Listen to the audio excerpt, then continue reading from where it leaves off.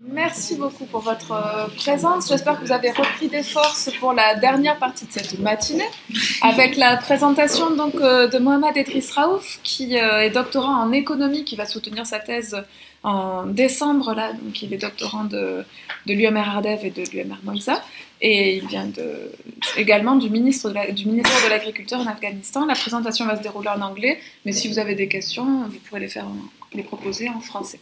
Je vous remercie.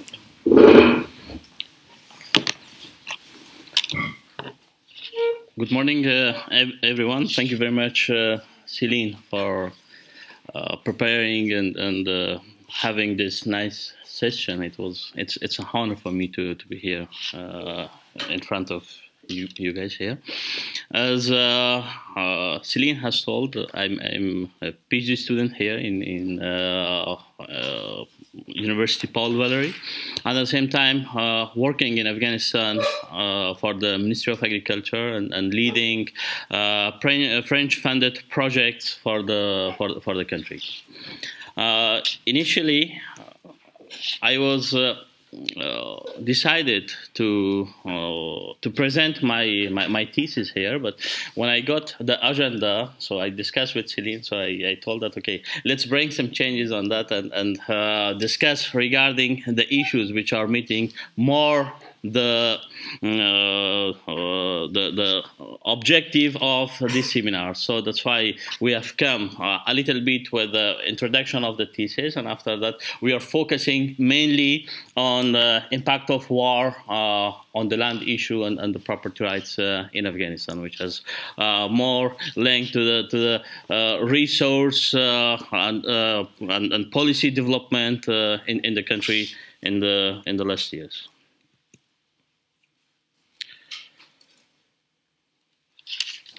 So the presentation that I have provided here is focusing on very specific 6 small parts, which I'm going to introduce you a little bit Afghanistan. How is Afghanistan? Where is that? How it works? And which sectors are important for this country?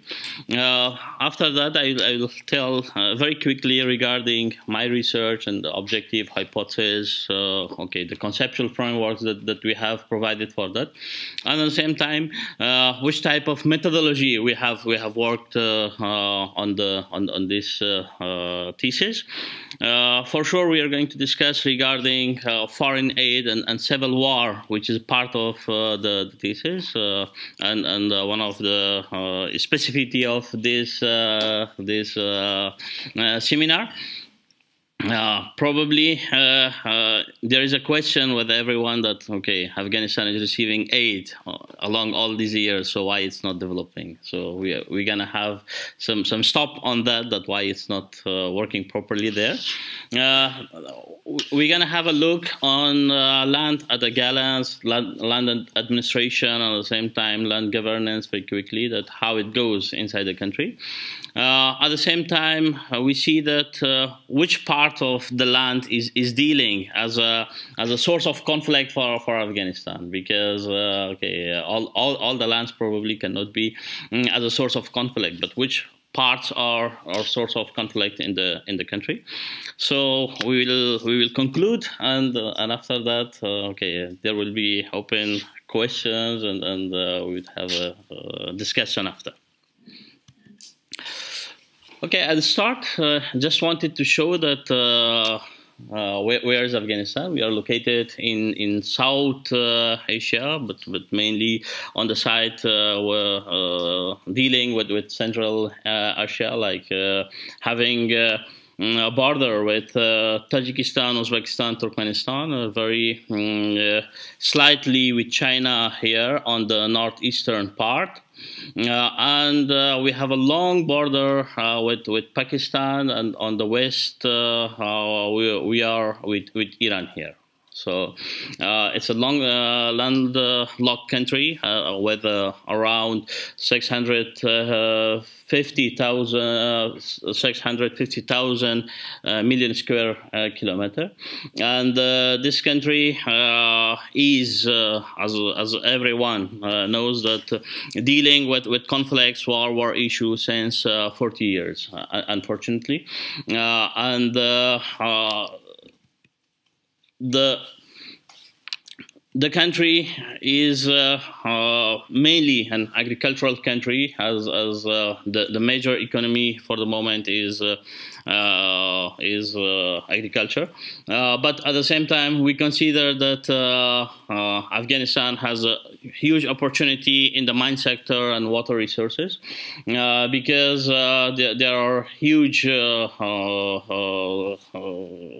mines in the country, but unfortunately, as it is very depth inside the land, so the extraction part will be so expensive. So it's not an easy job, an easy thing for the moment. Okay, we have huge water in the country, as a sweet water running inside the country, going to the neighboring countries. We have each year around 75 billion cubic meter water, and from this 75 billion cubic water, around 25 billion cubic water is the water which is underground water, and 50 billion cubic meter water is the water which is flowing on the rivers, and mostly is going outside of the country without management, because there is no infrastructure, there is no dam, and the water is mainly going to Pakistan and Iran. Afghanistan, as I told, that is facing war conflict in the last 40 years. Okay, after attack on 9/11, so the United States asked Taliban in order to hand over Osama bin Laden for them. So when they refused, there was an invasion for the country. So the new chapter has opened to the country, and the international coalition has come to the country, and after that, they have started supporting the country since at that time. I well remember that I was working at the time as an assistant in finance department with Masoud in the north eastern part of the country, and at the same time I was a young student at 10th class, something like that. After death of Masoud, we got the first batch of the coalition. So the fight has started there, and very quickly, in 2-3 months, the Taliban moved away from the country, and they have come to the eastern part of the country, and mainly in Pakistan. So they have thrown out from the country, and they have gone to the Pakistan. But unfortunately, during all these 17 years, the strife and the war inside the country never stopped. Okay, it was good at the first 6 years, but after that, slowly, the insurgents, they got the power again. They have been pushed back toward the cities, so they have come inside the cities. After that, they got more power, and nowadays they are almost ruling in more than 30% of the country. So they are in the provinces, they are near the cities. For example, in 2016, Kunduz, a border province with Tajikistan, was collapsed, and now they are just close to Farah, inside the city, and in Helmand, and also in Oruzgan, in this part of the country. Okay, after 2001, after Bonn Conference, the national government was installed, which took the responsibility of national building in the country. With the starting point with this one, huge fund has come to the country, and but unfortunately, Afghanistan was not prepared for receiving huge amount of funds. So that's why most of these resources has been used not on a proper way. So there was no significant changes on the ground. So, as I told, about 40% of the provinces is now facing a really terrible situation, which Talibs and ISIS are dealing there, and even the cities like Afghanistan, like Kabul, is not safe. For example, you have suicide attack each 2-3 times a week or a month, or whatever we have in media is much lesser than what is going on in the realities there.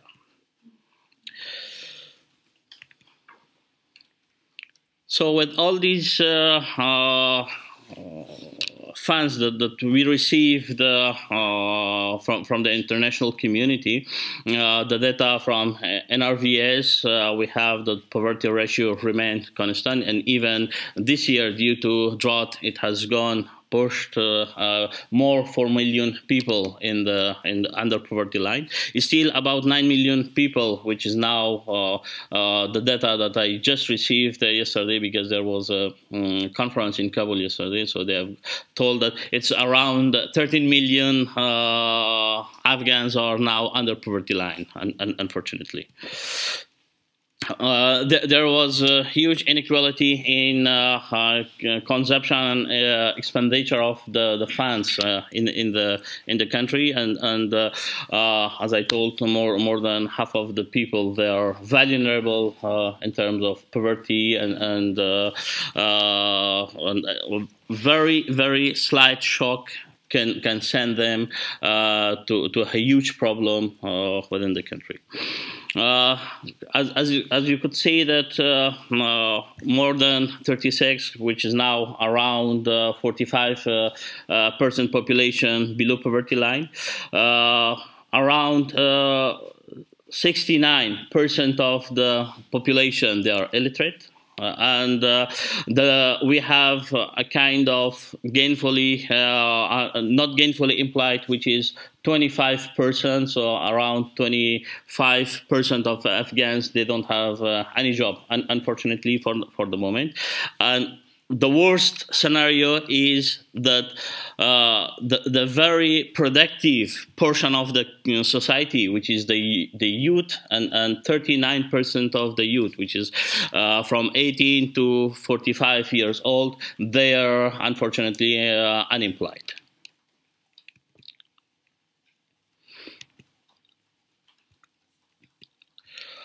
Well, during the war, we have lost most of our infrastructure, unfortunately, and to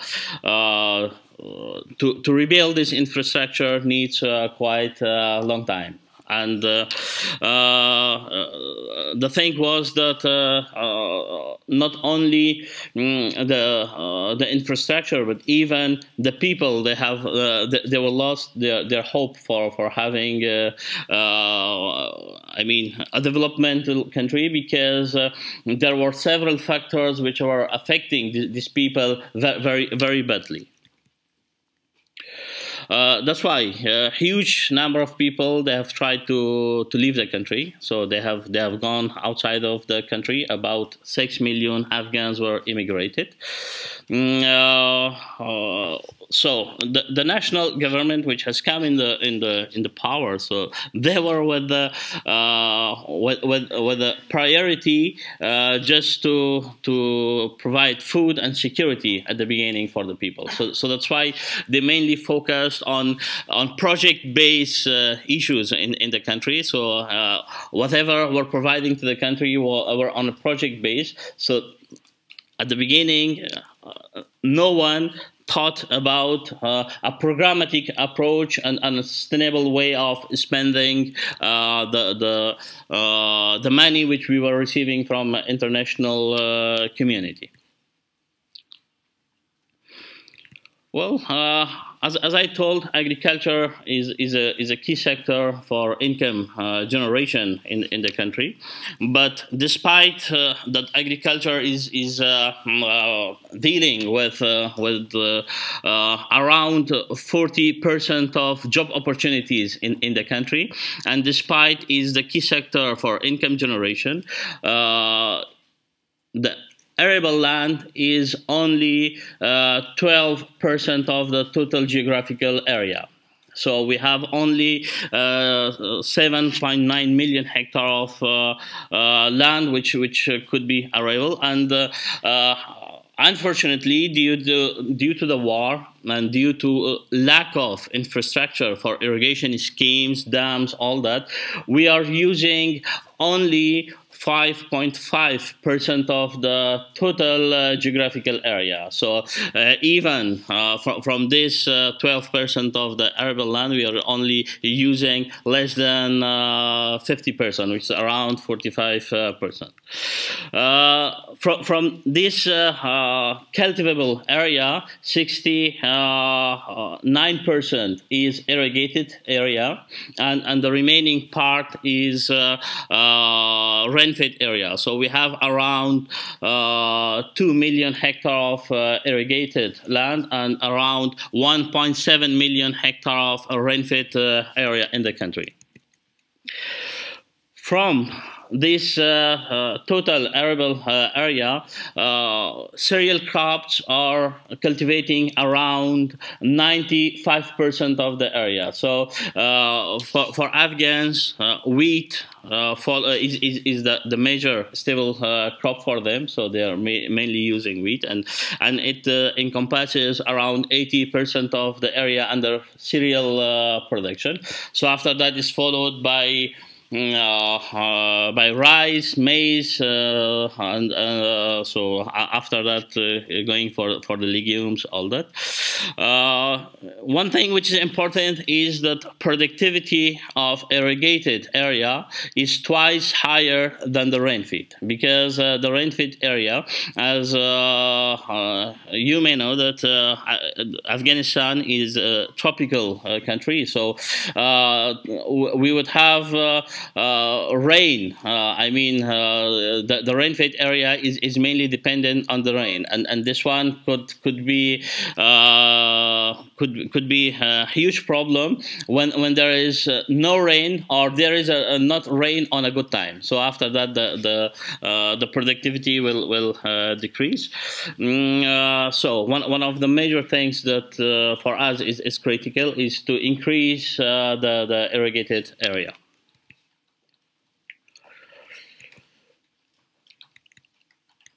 Within the agriculture sector, we have two major important sectors, which is horticulture and livestock sector. Horticulture is providing around 34% of GDP, and livestock around 15%. So when you see that only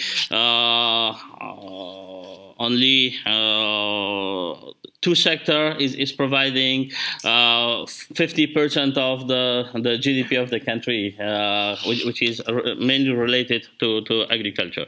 So in horticulture side, 75% of the total area, which is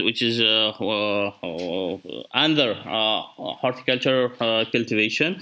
Grape, melon, watermelon, and apple altogether, they are providing, and they are encompassing 75% of the area, while only from this 75%, only grape is 75%, and following by apple, which is 12%, and after that we have melon and watermelon. So around between 50 and 77% of the Afghans which are living in the rural area. It's worth mention to tell that around 80% of the Afghans are living in the rural area. So from that, between 50 to 7% of Afghans, they have at least one type of animal that they are dealing with. So we have around 2 million million ruminants in the country. So around 2 million sheep and goats are in the country, and around 400,000, something like that, cattle are in the country. So based on the data that we have, okay, the families in average having 17 sheep or 10 goats or at least 8 chicken and 2 cattle in average in each family would have.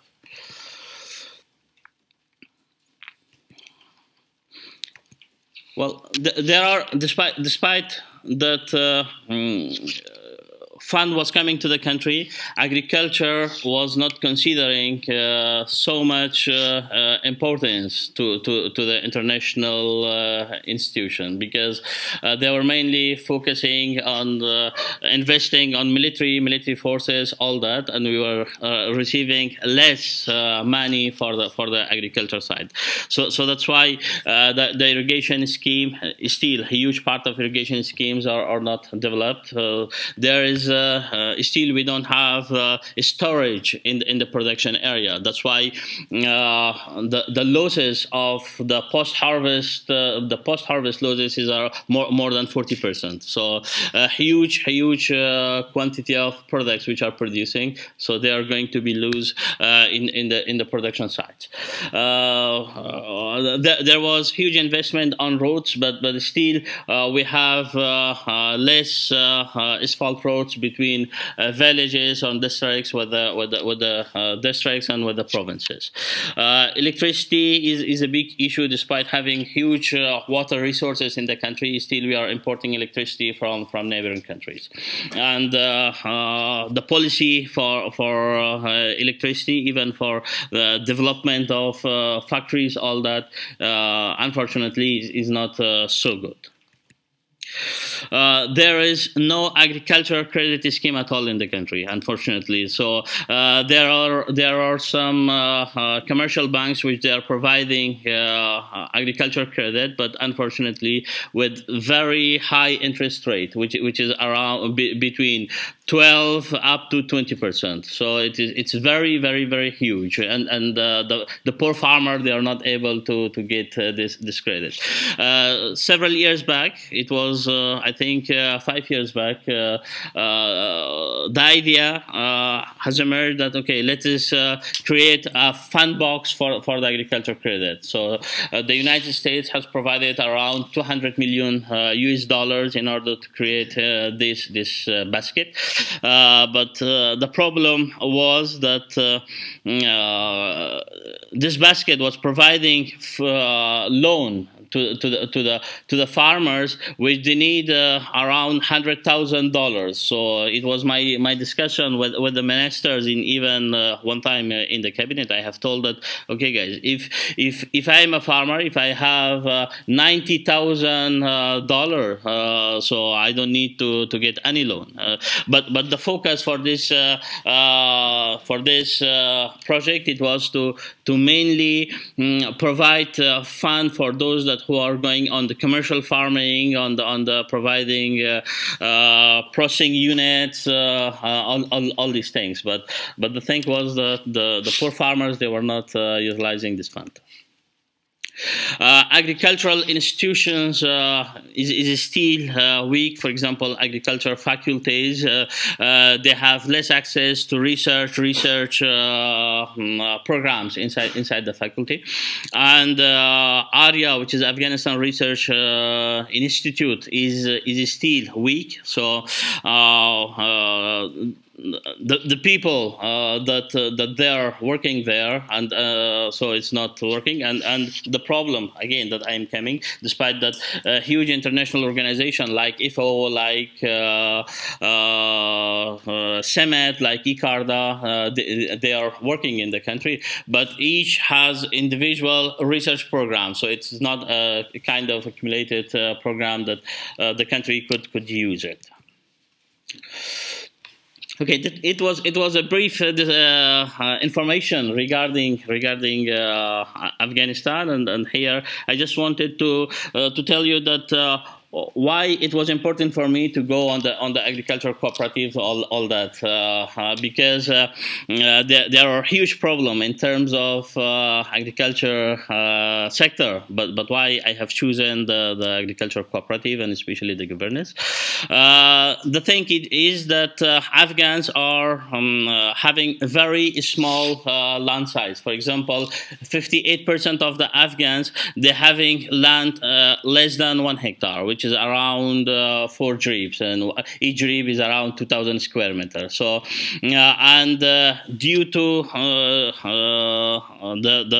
the years, land has been distributed among the offspring of some of the people. For example, if a father, he had let's say 3 hectares of land, and now he has 9 children, and the land has been distributed with 9. So only in last 2 generations, the land size has been decreased vastly. So it was one of the idea that as the institution were weak, for example, the extension services were not reaching to huge number of farmers, which is around 2 million, something like that. So it was an idea for me that reaching to individual farmer is very difficult. That's why it's good to organize them in farmer organizations. So and cooperative is one of the things. But after we could see that why cooperative is not working in the country, because the aid which came, it changed the habit of the people a lot. So they established very quickly cooperative, and without having the notion of the cooperative, that how cooperative has to function. So that's why the people they now think for cooperative as a charity organization. So that is another part that we are not going to go in detail here, because we will go so far, and the time won't permit me to go on that side. The other thing it was that even international aids which were coming to the country, so they were not for them the farmer organization was not a priority. So they have gone on the very, let's say, political projects. They have gone for the political projects, and nothing institutionally has been developed there. So that's why I thought that, okay, let's see that despite all these funds in the 15 years, the poor farmer are still poor. So based on that, I have gone through these cooperative studies, and okay. I have started the study on cooperative with a objective to study theoretically and practically the governance of cooperative, agricultural cooperative in Afghanistan. It's worth mentioning to tell that in Afghanistan, for the moment, only we have agricultural cooperative. So we don't have the other type of cooperative which is common in the other countries. We don't have it. So to understand the cooperative from a viewpoint of stakeholders, I told before that, okay, for the farmers, cooperative is now a charity organization. So why it's a charity organization? So I have gone deeply to study that one. And after that, I have the other objective was to study the role of foreign aid into the COP in the context of agriculture, and after that linking it with sustainable development and business development organization. And the last objective was to suggest some recommendation for the country, that, okay, why it's not working, because the sector was totally ignored during all these years. So for that, I have built three hypotheses which are here. Not going to discuss regarding these so much. So you have the hypothesis there to see and still the hypothesis is regarding the connection of the stakeholders, and after that foreign aid, and at the same time flow of activities to various stakeholders in the country.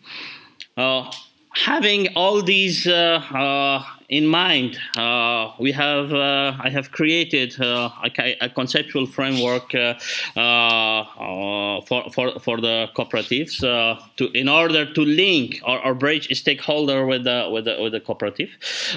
So by for sure using the collective action route in order to see that how collective actions and motivating them could bring together the stakeholder with the capacity of good governance in order to move toward a good or sustainable development for agriculture sector.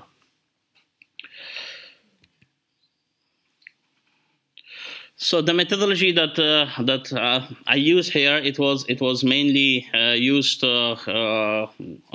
after studying theoretical and the empirical research that I have. It was a quantitative and qualitative approach.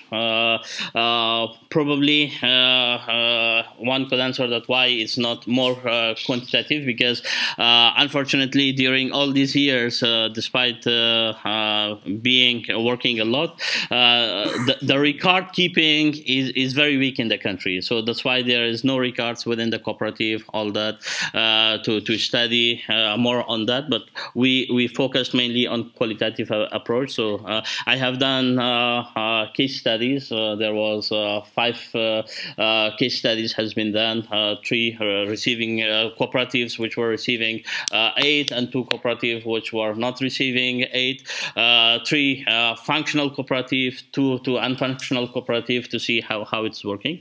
There was a huge discussion with the Ministry of Agriculture officials and the different stakeholders. So we set up workshops, seminars on that in order to discuss on that. International organization also has been interviewed in order to see that why and how they are working with agriculture cooperatives. So there was sample survey from board of director members, all that. So coming back to the foreign aid, with the background that I have given before, you could see that foreign is not working.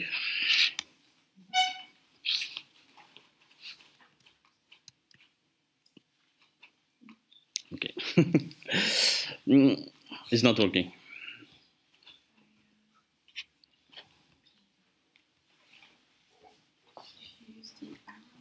I used the arrow keys, but it's not working. Jump. Would you want to escape? Probably. Start it, or? I'm sorry. No, it's okay. It's okay. It's working very smoothly. Probably, if you could help me and I continue, yes, okay. Just continue. I will try to make it work. Because I don't want to have. Yes. Okay, this foreign aid, as I discussed, it has come to the country. It was not used properly for institutional building. So all these mainly has used for the security services. For example, in 2012, when you see until 2012, about $70 billion were spent on Afghanistan. And from this $70 billion, only 15% was used for the development. So all other part has been used for the security issues. So that's why all these aid and from this 15%, it was investing on roads, on the infrastructure, and very less on agriculture sector, and there was less on mining sector as well. After foreign aid issues that I have discussed here, we have studied within the thesis that global cause of the war. So why there is so long war in the country, and all these years, 40 years, 4 decades, why it's war there. So after that, from the literature review, I have found the work of Coley and Hoffler, that this guy, they founded that there are a list of for example, characters that could be cause war, but what we have found that relevant to Afghanistan, so we have taken those parts. We have he was telling that these 5 elements, they could cause war in a country. For example, per capita income, while it is low, so it causes war. For example, ethnologistic fractionalization, at the same time dependency on primary commodity exports, lack of democracy, and natural resource management. So when we contextualize it with Afghanistan and the Afghan situation, in the context of Afghanistan, you could see that Afghanistan is one of the poorest country, among the poorest country in the world. So around 50% of the population is vulnerable. Afghanistan has several, or let's say, multi-ethnic. For example, you have Pashtun, you have Tajik, you have Hazara, you have Uzbek as a major, and after that you have Pashai, you have Nuristani, you have Konari, and around 30 languages are spoken in the country. We have 2 official languages, which is Dari and Pashto. So these are all the terms that provide the opportunity for the racism and discrimination in the country. As I told, that Afghanistan is mainly the 50% of GDP is coming from agriculture. So it is mainly rely on the primary commodity. During the war, during the war years, and even before, during the kingdom, there was weak governance inside the country. So less investment on institutions. For example, the last king of Afghanistan was the king for 40 years. And during all his kingdom, there was only 1 university at the country. So it seems that how important was for him the education system for him, and there was maximum 2-3 high schools in each provinces. So that's why it was a cause, and after that, it continued with the war and impacted on the literacy degree of the country. After that, we have these natural resource issues, as I discussed earlier. For example, for the water issue. For the water issue, we have huge discussion nowadays with Pakistan and Iran, because these 2 countries, for sure, based on the international transboundary standards, they have some rights on us to provide them some water, but they are using huge portion of the Afghan water without paying any penny. So the thing is that we cannot blame them that why they are using, because we don't have these management schemes, water management schemes there. But at the same time, this issue causes a huge problem of intervention of these two countries in the social politics of Afghanistan. For example, Talib and ISI is getting a huge, for example, support from Pakistan. For example, we are claiming it all the time everywhere, because all these commanders of Talib, all the leaders of Talib, they are living very quietly, calmly in Peshawar and in Karachi and in Quetta, and they are coming and going back very, very easily to this part. So that's why. And there is recent news is that Iran is also supporting Talib with providing ammunition, because when the Talib they captured, so they were mainly with ammunition made from Iran, and it was huge. It was not 1, 2, 3 cases. It was nowadays it's a lot. And after that, linking with today's topic, the land-related disputes in the country, because land is also become internally as a part of conflict inside Afghanistan. Okay, for land for Afghans is very precious, because it is the only class of the assets nowadays that they can invest on, because there is no monetary market in the country. So the whatever people they have at home, so they cannot keep as a cash. So they have to put it on the land.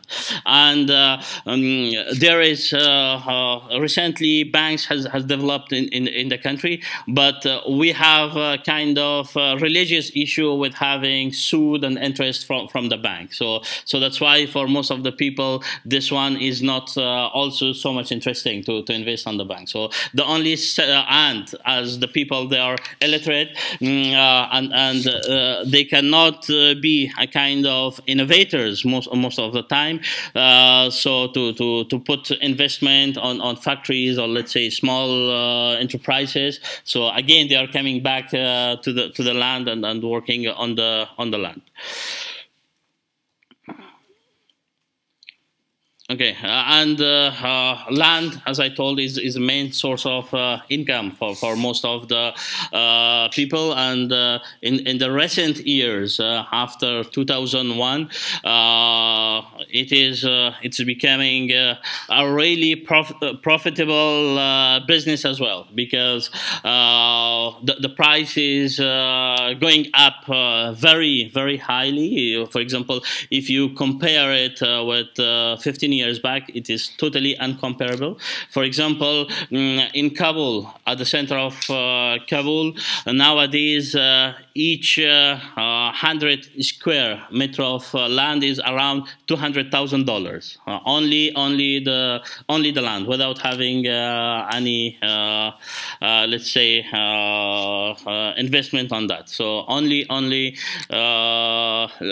is around $200,000 on each 100 square meter. So that's why the price is so high. While at the end of Talib, let's say at the beginning of 2002, this one was around $1,000 or maximum $2,000. So it's huge differences during all this year. And the other thing that is the one who has more land, so in the society he can emerge as a power. And okay.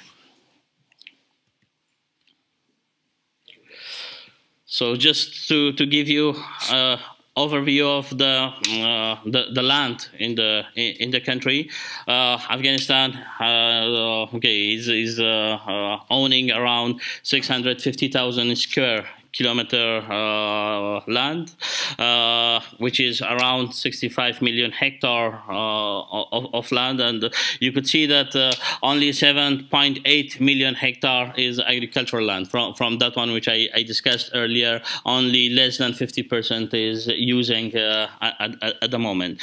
30 million hectare of land is a pasture land in the country, which mainly using for grazing for ruminants.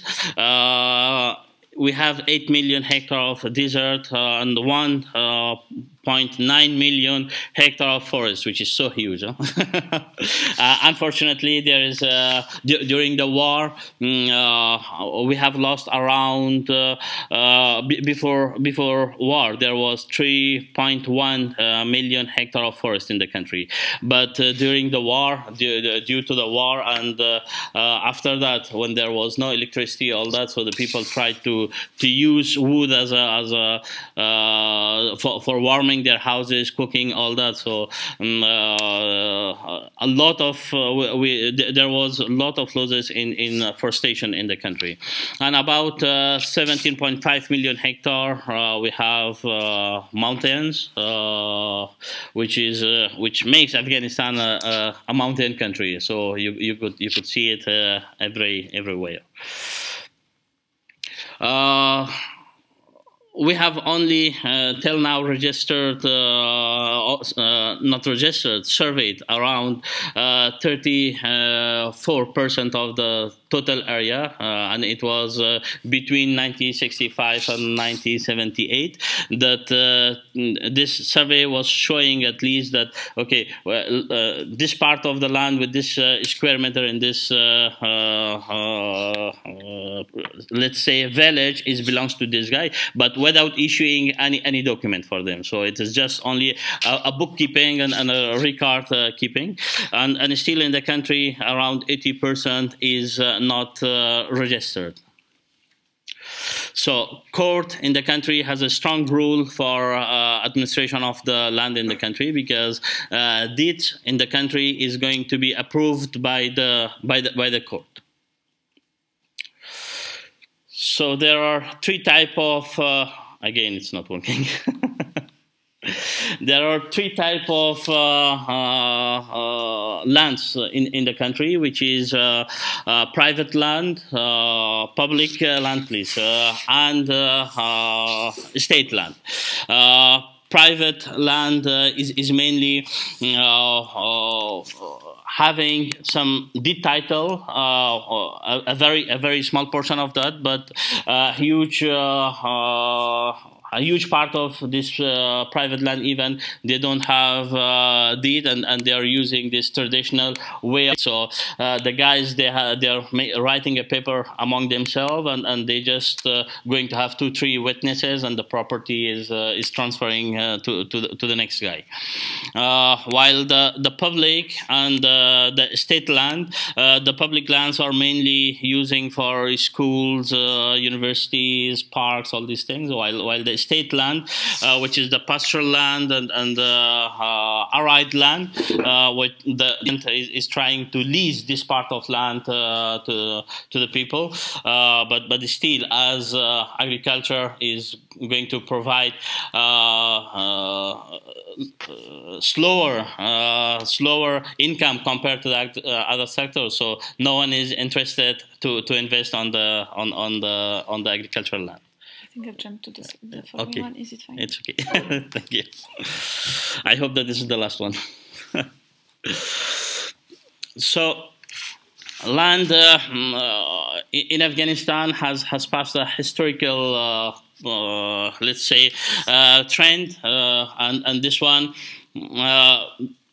Before 1933, which we had the kings all the time there. So the owner of the lands were mainly the kings. So for whom they wanted to, mainly for state land. So for whom they wanted to give the land, so they were providing land and giving him an order that, okay, from this area up to this area is belongs to this guy, and that's why even the last king and before him, they tried to merge the tribes, and for example, they brought Pashtun tribe from the south of Afghanistan, and they wanted to merge it with other people in the north and northeastern part, but without considering the demand of the local people there. So, for example, they were providing hundreds of hectares of land, of 500, 400, even 1,100 hectares of land for someone which is coming from outside of the province, while the one in the province, he had only 5 or 10 hectares of land at the time. And this has created a huge problem, and that's why after we could see that there is a problem between Hazaras and Kuchis, which is the nomads in Afghanistan. So it has increased at the time.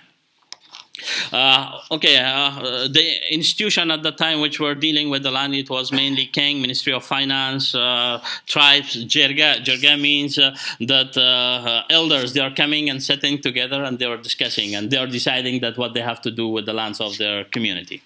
So after that, it was moderate land from 93 to 97. At this time, a small institution has established as a land management organization. So this one has started surveying, as I told before, surveying the land in the country.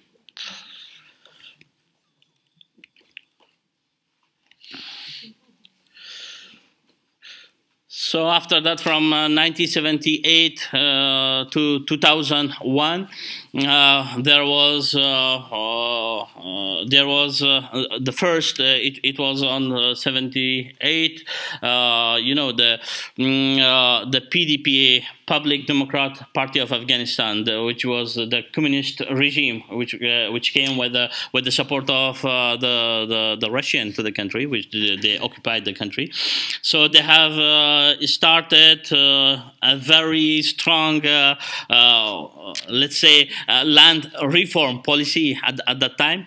So for them, it was totally opposite of the King period, because for them they set a ceiling that, for example, if someone has more than 6 hectares of land, so he has to give the extra part to those who are working on his land. So after that, they pushed for a huge part of the provinces to go for this reform.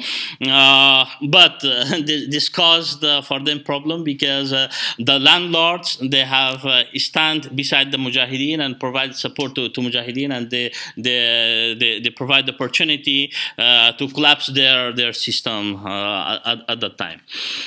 So after 2001, with the new government, the land authority was within the Ministry of Agriculture, so it was dealing with the registering land. But at this time, government came up with a new policy, and they have told, okay, let's make an independent land authority organization in order to work with the new policy and work independently on the land. So that's why they have created ROZ, Afghanistan Land Authority Organization, which is the dairy name for that is ROZ. And this organization came up with a new policy, and at the same time, nowadays they are working on GPS mapping, working with Gadistar, so they merged Gadistar as well with this organization. But still, they are facing huge problem because they cannot go in most of the provinces. So the new policy that ROZ has put is that each Afghan must have access to the land. promote and ensure a secure land tenure system in Afghanistan. So encourage the optimal use of the land resources, as we have seen that more than 50% of the lands are not using in the country. So they came up with the idea that if you go with a specific business plan, so they're going to lease for you in the long term between 30 to 60 years in order to invest on the land. But the problem is that there is no irrigation scheme beside this land, so it's very difficult to invest on this land. At the same time, they're trying to establish a very efficient system of land administration and to make sure an efficient market for the land, because probably you may aware that in Afghanistan during the war and after war, so just in the recent years it's a little bit less, that there was a huge problem in having land. For example, if someone was going to the court and he was having his deed as a let's say property right with him, but this guy was living, let's say, in other province, and some other guy he aware that okay, this land is empty, his owner is not there, so they were going to make a new paper on that. I have seen by myself for 1 yard in Kabul city there were 3 official papers. So this type of things is very bad in the rural area. But by establishing RRZ and this land authority, so this issue has almost less. But still we have the problem with the warlords, with the let's say with the land mafia, that they are getting more estate lands in order to make these residential cities, all that, and selling it. So still we have problem with it. Edris, we have to keep some time for the discussion. Sure, it's finishing. We have the land governance institution in Afghanistan nowadays. It's RRZ, local bodies in the provinces, and we have Shura, customary law, and Taliban law. Is worth mention that it's Taliban by themselves that they are dealing with the law in their the places that they are ruling. So there are some weaknesses in the governance system, because it's not considered proper, outdated system, lack of institutional capacity in the provinces, historical legacy, as I said, with Kuchis, all that, insecurity, warlords, land mafia, they're dealing with. Access to range land is still, as I discussed before, that the kings they were providing access to most of the people with huge parts they go. So they have provided a lot of authorities at that time for Kuchis, which are mainly Pashtuns, and they were coming and they were capturing the land of Hazaras. So since long time now there is fight all the time each year. A huge number of people are killing between them, and the Hazaras not letting them to come to their. So it's other thing is that in the recent years when the focus came mainly on the provinces, so a huge immigration and returners, which they came from Iran and Pakistan. So they have pushed pressure a lot on the land in the suburb of the big cities.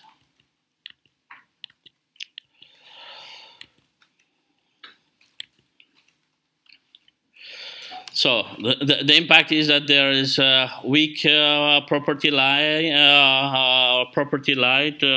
Okay, inclusive growth is difficult when you're living in an insecure condition. So no one is going to invest there.